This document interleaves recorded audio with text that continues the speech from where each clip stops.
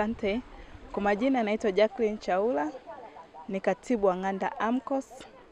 Leo tulikuwa na zoezi la uvunaji katika shamba la mmoja wapo wa wakulima wetu ambaye pia ni kiongozi wa Ng'anda AMCOS ambaye ni mwenyekiti.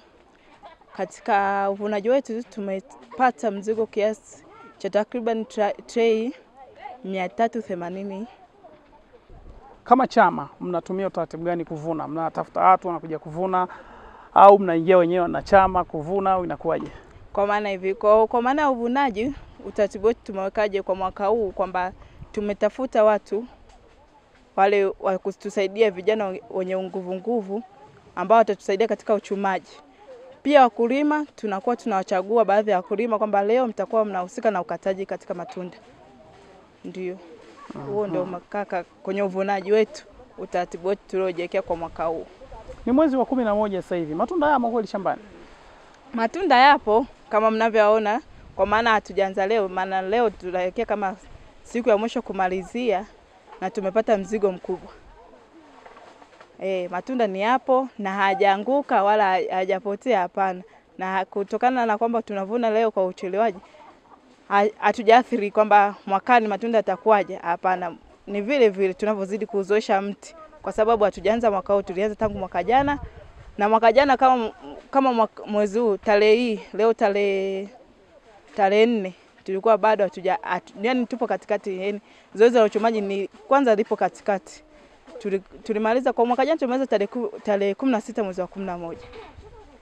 Lakini ule mzigo uliokuwa mwaka jana, mwaka huu ni umekuwa mara 2 ya ule mzigo mwaka jana, kwa sababu mwaka jana tulikuwa tuna kama tani 300, takriban tani 300 tulizozipeleka Kibidula, lakini mwaka huu ni zaidi ya mara 2. Mpaka sasa tuna makadirio kwamba tumepeleka kama tani 720 ngapi. Kwenye ni kama muongezeka mara 2 yake. Na umesema leo hili ndo shamba la mwisho kama nimekunukuu vizuri. Hii ina maana kwamba mmeshazunguka kwa wakulima wenu wote? Ndio, tumeshazunguka, maana hatujaanza leo. Katika uvunaji huu wa Kibidula tumeanza mwezi wa 9 mwishoni, ndio tupoanza uvunaji wetu. Kuna faida gani ya kuvuna kuanzia mwezi wa 7 mpaka sasa hivi, mpaka mwezi huu labda Novemba au Disemba? Kuna faida gani? Faida zipo nyingi. Kwa mfano, mtu anapovuna kuanzia ule mwezi wa 7 tunapoanza sisi mavuno, kwanza hata soko linakuwa lina uhitaji kwa wakati huo, tofauti na ule mwezi wa 2 au mwezi wa 3 au wa 4 hadi wa 5. Matunda yanakuwa yamejazana sokoni. Lakini kwa sasa hivi mtu akipeleka mzigo wake, una hakika kwamba nitauza kwa bei kubwa. Kwa mfano mwaka huu kuna wengine waliochuma kuanzia mwezi wa 2 wameuza kwenye 1200, 1500, lakini sasa sisi tulioanza mwezi wa 7 tumeanzia kwa 1750. Mpaka tumefika mwezi wa 9, mwezi wa 10, katikati pale wakulima waliokuwa wanauzia soko la ndani wameuza kwa 3550. Tayari hapo ni kagepo fulani kaliopo kati ya yule aliyewahi na ambaye amechelewa. La pili pia, yani unakuwa una uhakika soko tunda lako linakuwa na uhakika. Kwa mfano hivi, mtu anayechuma mwezi wa 2 tunda linakuwa kama halijakomaa. Halijakomaa kwa vile. Kwa hiyo hata akiuza ule uzito ule tunda linakuwa halivuti. Lakini mtu anapopeleka tunda lake limeshakomaa, kwa mfano kwa mwezi wa 8, wa 9, 10, wa 11 hadi wa 12, at least ile tunda linakuwa limeshakomaa, lina uzito kiasi. Vipi ushiriki wa vijana kwenye kilimo cha parachichi ambao pia ni wanachama wako? Ni wakuridhisha kiasi gani? Yani si wakuridhisha sana, lakini at least nao saizi tulivyoanza, kwa sababu mtu anaanza kuvutiwa baada ya kuona matokeo mazuri kwa vijana wa sasa hivi.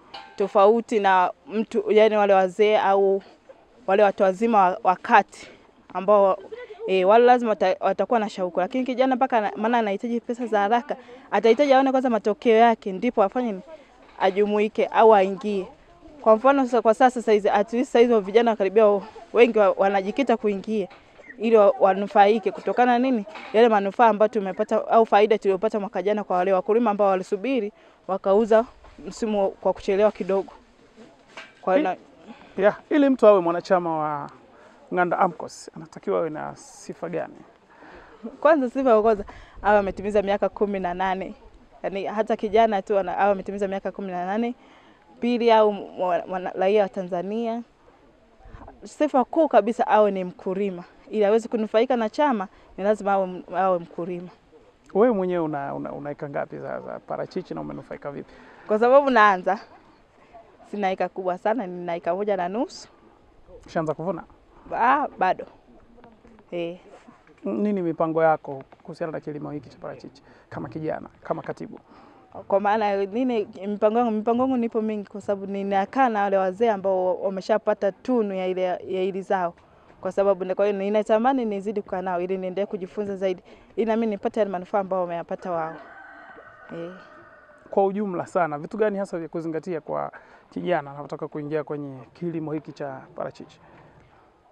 Jambo la kwanza, umakini na ule utayari wa kuthubutu kufanya hilo jambo.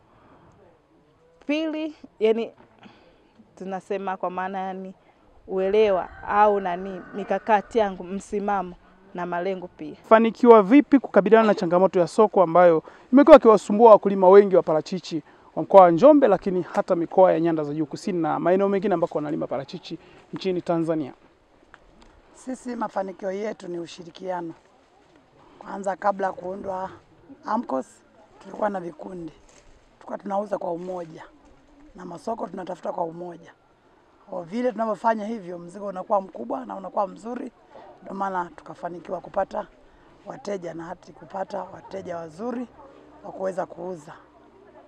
Kwa mwaka 2025 uuzaji wenu umekuwa wa namna gani? Mmekuwa mkifanyaje kwenye soko? Uuzaji wetu tuna masoko makuu mawili. Kuna soko la ndani na soko la nje. Soko la ndani ambao tunauza wateja mbalimbali, na soko la nje tunapeleka Kibidula na Kibidula anatusafirishia anatupelekea nje. Na mpaka leo naona bado mnavuna. Mmewezaje kuendelea kuwa sokoni mpaka leo? Na tunajua watu wengi walishauza tayari, washamaliza. Nyinyi mnawezaje kuvumilia mpaka kufikia mwezi huu wa 11? Kuvumilia hivi, mteja wetu wa Kibidula manaka wa soko la nje anapenda sana matunda yaliyokomaa. Na vile tulivyoona hivyo, tangia mwaka jana tumefanya hivyo tukafanikiwa. Ndio maana mpaka mwaka huu tunaendelea.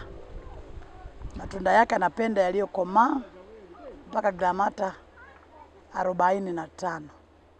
Kwa hiyo tofauti na wa soko la ndani ambao wengine wanachukua matunda ya gramata ya chini sana. Lakini Kibidula na wanavyotusafirisha kupeleka huko ndivyo wanavyotaka hiyo gramata. Ndio maana na sisi kwa umoja wetu tuliweza mwaka jana, na kwa faida tuliyopata mwaka jana ndio maana mwaka huu tena na wakulima wengi wameongezeka, ndio maana mpaka saizi tunavuna. Tumekuwa tukiona maeneo mengine kuna changamoto ya madalali. Ninyi hamkutani na madalali kabisa kwa eneo hili?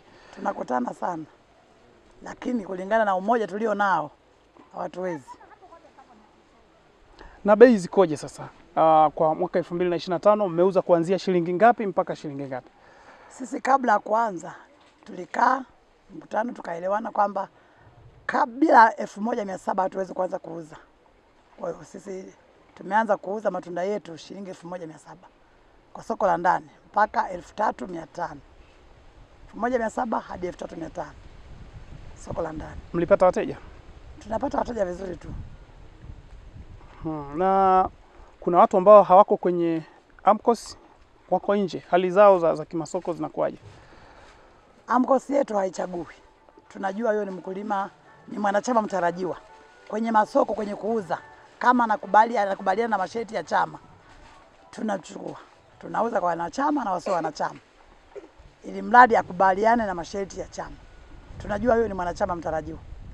Na kama mlianza na 1700, bei imepanda mpaka kufikia ngapi? Mpaka 3500. 3550, kwa sababu 50 ile ni ya chama. Kwa kila bei inayotembea lazima iwe na 50 kwa kilo. Wakati maeneo mengine bei imeshuka kabisa, ninyi mlifanya nini? Mlikuwa mnaenda kupata wateja au mlisimama kusubiri bei itengemae? Kwa kweli kwa mwaka tunamshukuru Mungu, tangia ilivyoanza hakuna sehemu ambayo imesumbua. Ni kupanda hadi kufika hiyo 3550. Kuna kitu kinaitwa reject. Ndiyo. Kwenye AMCOS yenu mmeuza kitu kinaitwa reject? Ndio, hiyo hatuseme reject, tunasema daraja la pili. ambayo bei yake inakuwaje? Bei yake tumeanza kuuza 1200 hadi 1400 saizi tunauza. Na leo mlikuwa na shughuli gani hapa? Leo katika mpangilio wetu wa kuchuma ndio tunamalizia. Kwa hayo maana ni kwa soko la nje. Ndio tunamalizia. Tunachuma ili kupeleka huko Kibidula. Ni shamba la mwisho leo hii. Japo mwaka jana tulimaliza mwezi wa 11 mpaka tarehe 20 na kile mwaka huu ndio tumewahi, kwa sababu hata kuanza tumewahi. Mwaka jana tulianza mwezi wa 10 tukamaliza wa 11. Mwaka huu tumeanzia wa 9 kwa soko la nje. Kwa maoni yako unafikiri kama labda tuanzie na mkoa wa Njombe, wakulima wote wangekuwa na umoja kama huu, ingekuwa ni mwarobaini wa changamoto ya soko kwa kiasi gani? Yaani mimi naona ilikuwa ni 100%. Hii ni lulu sana kwa mkoa wa Njombe. Yaani tukikuwa wavumilivu, najua mkoa wetu unaweza kuvumilia. Yaani ardhi yetu tumepewa ardhi nzuri sana. Inaweza kuvumilia matunda mpaka kufika hadi wa kwanza. Na tungekuwa tunapata bei nzuri sana. Tatizo watu wanakaribisha sana madalali, wanawadanganya kwamba toeni matunda, mtachelewa kwa msimu ujao. Lakini hilo ni kudanganywa tu na madalali. Matunda hata yakifika mwezi wa kwanza yaliyopo kwa saizi tunatoa, lakini tayari ya mwakani yamo, wala haiathiri kitu chochote. Kutokana na ukomavu kuwa juu, hamjapata malalamiko kwamba mzigo labda mpaka ukafike nchi za nje huko sokoni unakuwa umeharibika? Hamjapata malalamiko yoyote? Wala hatujapata malalamiko. Na ndio wanayoyataka. Na saizi tayari mwaka jana alikuwa ni Kibidula tu. Lakini saizi tayari tumeanza kupata na wateja wengine wanaotaka matunda meusi. Tayari soko linazidi kuongezeka. Tayari wapo karibu makampuni mawili wanaotuomba kwa mwakani tufanye kazi nao kwa ajili ya kuwauzia haya matunda meusi. Nakushukuru sana. Asante sana. Mimi naitwa Boaz Mgeekwa kutoka Ng'anda. Pia ni mkulima wa parachichi, pia ni mwanachama wa AMCOS Ng'anda. Sawa, tuambie hali ilikuwaje kabla hamjawa na AMCOS au kabla hamjagundua kwamba mkiungana mnaweza kutetea soko? Hali ilikuwaje? Wakati tunaanza kila mmoja alianza kivyake. Kila mmoja analima huko analima huko. Lakini tukaona baadaye hakuna mafanikio mazuri. Lakini baadaye tukajiorganize, watu tukawa wawili, watatu, wanne, watano, kawa kikundi kimoja. Tukatengeneza jambo moja ambalo ni umoja wa kikundi cha Ng'anda, kikundi cha Ng'anda. Baadaye tukaja ndani ya kikundi tukaona tunapata mafanikio makubwa zaidi. Kadri ya siku zinavyozidi kwenda, tukaona mafanikio yanazidi kuongezeka. Tukawa kitu kimoja kwa ajili ya kutafuta soko pamoja na mambo mengine yote ya kikundi. Na mmepata mafanikio kiasi gani sasa kutokana na kuungana? Tumepata mafanikio makubwa sana. Kuna watu waliojenga nyumba zao ambao kwa hawana. Kuna watu mwingine hawakuwa hana pikipiki, ameshapata pikipiki. Kwa hiyo tuna mafanikio makubwa kimsingi. Tunaona lakini wakati nyinyi mkisema mmefanikiwa kupambana na changamoto ya soko, maeneo mengine bado ni kizungumkuti, wanalia na masoko. Kiokea mfano mkutano wa hivi karibuni uliofanyika pale ukumbi wa Agreement, wakulima wengi walikuwa kilalamika kwamba kuna changamoto ya soko na wanaiomba serikali iingilie kati. Pengine wewe kwa uzoefu huu labda miaka miwili ambao mmeuona kutokana na mlivyoungana na kutetea soko, unaweza kushauri nini kifanyike ili kusudi kusiwe na changamoto ya soko, wakulima wote waweze kunufaika na zao la parachichi? Nadhani kikubwa ni umoja. Hakuna kitu zaidi ya umoja. Umoja, mkikaa kwa pamoja mkajadiliana, mnapata mafanikio. Kwa sababu kuna wakati matunda yanashuka bei. Yanashuka mpaka shilingi 1200 mpaka shilingi 1000. Lakini mkikaa mkaelewana, wakati huo ameshuka bei, mnaacha kuuza. Mnasubiri mpaka bei ipande. Ukiwa na haraka na akiwa kila mmoja kivyake, huwezi kupata mafanikio hata siku moja. Lakini mkikaa kwa umoja, lazima mtapata bei nzuri, mtawasiliana, mtasubiriana mpaka matunda yanapopanda bei. Mnauza kwa umoja na mtauza kwa bei kubwa na mtapata mafanikio makubwa. Baadhi ya maeneo parachichi zilishuka mpaka shilingi 300 kilo kwa kile kinachoitwa ni reject. Nyinyi huko hamjakutana na wateja wa namna hiyo wanaotaka parachichi kwa bei ya chini kufikia mpaka labda 800, 1500? Walikuja lakini hawakuweza kupata matunda. Kwa maana ya msimamo wetu sisi kama AMCOS, kwa maana ya umoja tulionao, ilishindikana kuweza kupata matunda ambayo yanaitwa reject. Ndio maana mpaka sasa unaona matunda tunayachuma. Tunaona jitihada zimefanyika za kuvutia wawekezaji hususan wa viwanda kwenye mkoa wetu. Hivi viwanda vimekuwa chachu kiasi gani kwenye swala hili la masoko? Asilimia kubwa sana. Imetoa chachu mpaka kuweza kupanda na bei. Na pengine mikakati yenu ni ipi kuhakikisha kwamba mnaendelea kuwa na soko imara? Mikakati yetu tulionayo kwa sasa ni kuweza kutunza matunda na kuongeza mashamba mengine. Mtu ambaye hana tunamsitiza apande matunda ili kupandisha thamani ya matunda, na mtu ambaye anayo ni kuweza kuyatunza kiufasaha. Baadhi ya wakulima wamekuwa wakisema kwamba ukiacha matunda ukavuna kwa mfano kwa kuchelewa ndivyo utakavyokosa mazao uzalishaji kwa mwaka unaofuata. Hilo mmeliangalia vipi au lina ukweli kiasi gani? Hilo halina ukweli kabisa. Ni lugha za watu ambazo wanataka kuwakatisha watu tamaa. Matunda mpaka sasa humu mkiona tumechuma leo, lakini wa matunda mengine ya msimu ujao yamo. Kwa hiyo wala wasitumie lugha ya kuweza kutudanganya kusema kwamba matunda hayawezi kuzalishwa, yatazalishwa vile vile kama kawaida. Na leo mlikuwa mna shughuli gani? Leo tulikuwa tunachuma matunda msimu huu, namalizia msimu wa mwisho. Na matunda yamo? Yamo ya kutosha. Okay. Na kuna kitu kinaitwa dry matter, ukomavu. Hamuoni kama kwa ukomavu huu labda mnaweza mkashindwa kufanya vizuri sokoni? Hapana, kwa sababu tushaanza toka mwaka jana. Na soko tulilopeleka ambao kupitia Kibidula wanataka matunda ambayo mpaka leo geuka rangi. Kwa hatuna shida juu ya soko. Na wanataka mzigo huu tuweze kuusubiri hata ingefika mwezi wa 11 hata wa 12 hata wa kwanza. Inawezekana kuuza. Nadhani wanaowatazama na kuwasikiliza watatamani sana kuja kujifunza, pengine labda hata kwa kuwasiliana. Mko tayari kutoa hii siri ya mafanikio kwa wengine? Tena tunawakaribisha kwa mikono miwili. Mtu anayetaka kuweza kufanikiwa namna tunachokifanya, atupigie simu, tunawaeleza kwenye simu. Akija kujifunza itakuwa ni nzuri zaidi, kwa maana tuwamuonyesha kitu ambacho kinaonekana na tunachokifanya. Shukrani sana. Asante sana.